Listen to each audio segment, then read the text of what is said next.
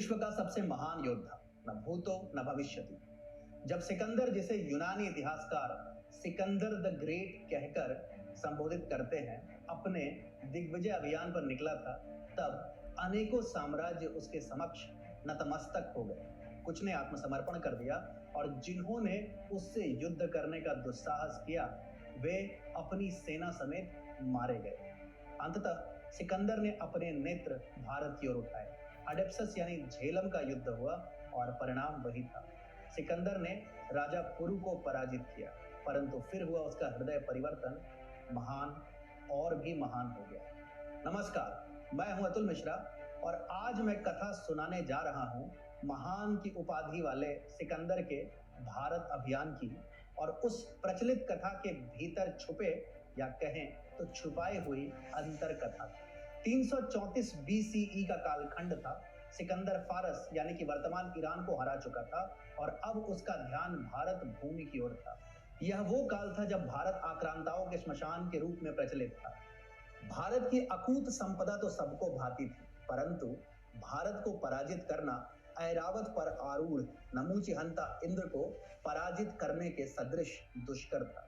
फारसियों ने सिकंदर को इस बात से विदित करवाया कि उनका महानतम राजा साइरस, जिसने लगभग संपूर्ण विश्व पर अपना आधिपत्य स्थापित किया था, वह 2 सदी पूर्व भारत में वधित हुआ था।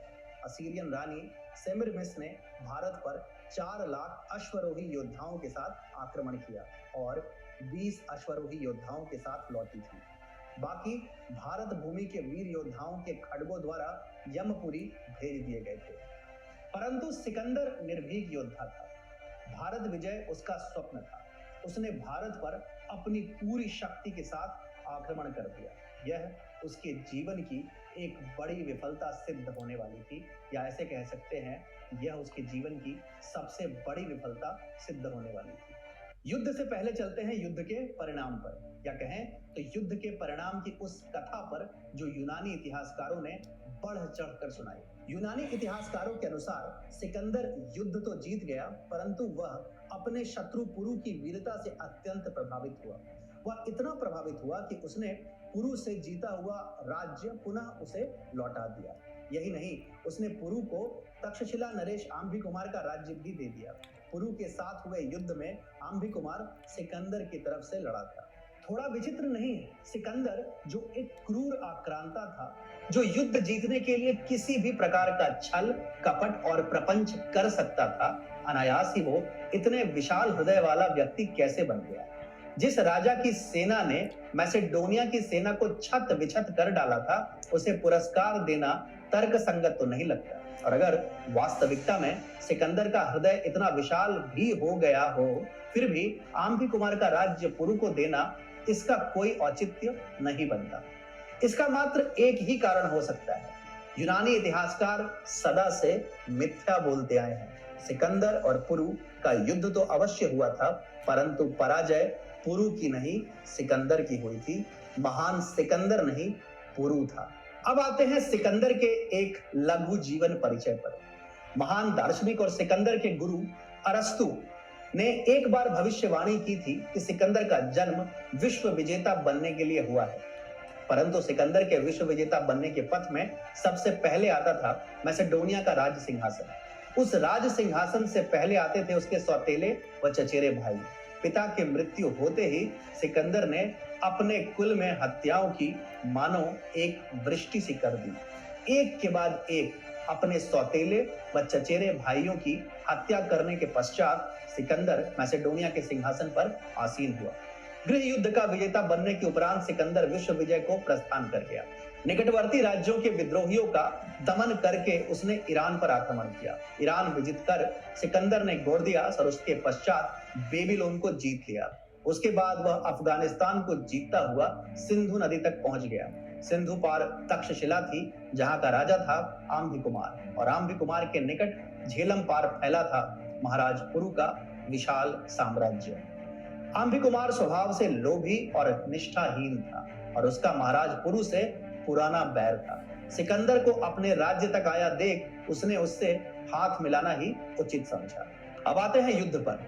राजा पुरु के शत्रु आम्भी की सेना के साथ सिकंदर ने झेलम पार की। राजा पुरु को सिकंदर की सेना की गतिविधियों और आम्भी कुमार के षड्यंत्र की पूरी जानकारी थी। यूनानी इतिहासकार बताते हैं कि अगर सिकंदर झेलम नहीं पार कर पाता तो निसंदेह पुरु ही विजेता होते, परंतु पुरु ने सिकंदर की सेना को झेलम क्यों पार करने दिया, उसके पीछे बहुत ही रोचक कारण है। राजा पुरु को झेलम नदी के प्रवाह, फैलाव और संकीर्णता की संपूर्ण जानकारी थी। उन्हें यह भी ज्ञात था कि नदी कब पार करने के योग्य है और कब नहीं। सिकंदर की सेना ने नदी पार करने का जो समय नियत किया था वो अत्यंत मूर्खतापूर्ण निर्णय था। नदी पार करने के थोड़े समय पूर्व ही नदी में बाढ़ आ गई और सिकंदर की बहुत सी सेना उसके चपेट में आ गई।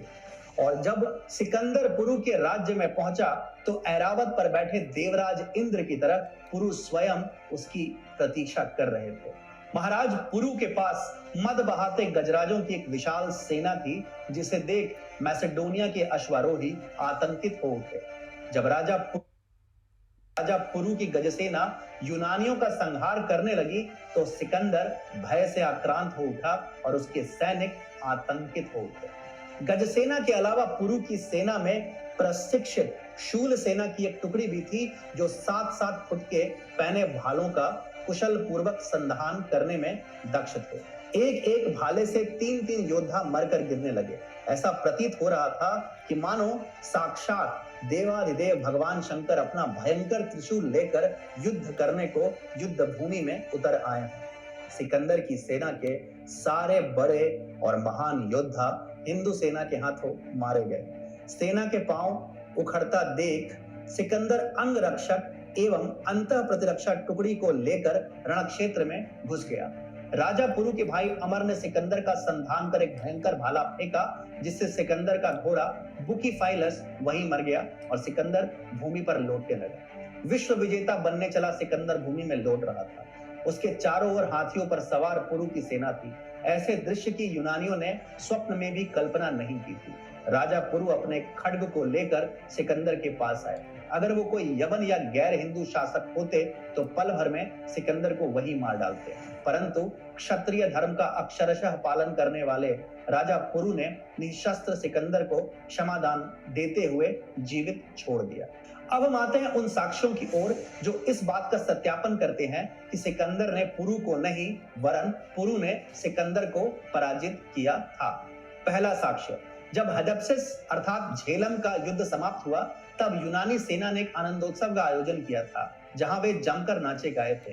यूनानी इतिहासकार भी यह मानते हैं कि झेलम का युद्ध सिकंदर के जीवन का सबसे भीषण युद्ध था, जहां उसकी अधिकतर सेना मारी गई थी। इसके विपरीत ईरान और इसिस के युद्ध में सिकंदर की विजय संपूर्ण भी थी और सरल भी, परंतु ईरान और इसिस विजय के पश्चात यूनानी सेना ने कोई आनंदोत्सव नहीं किया था। इसका सीधा साधा अर्थ यह है कि जो सेना जीवित बच गई थी वो अत्यंत प्रसन्न थी और इसलिए उत्सव मना रही थी।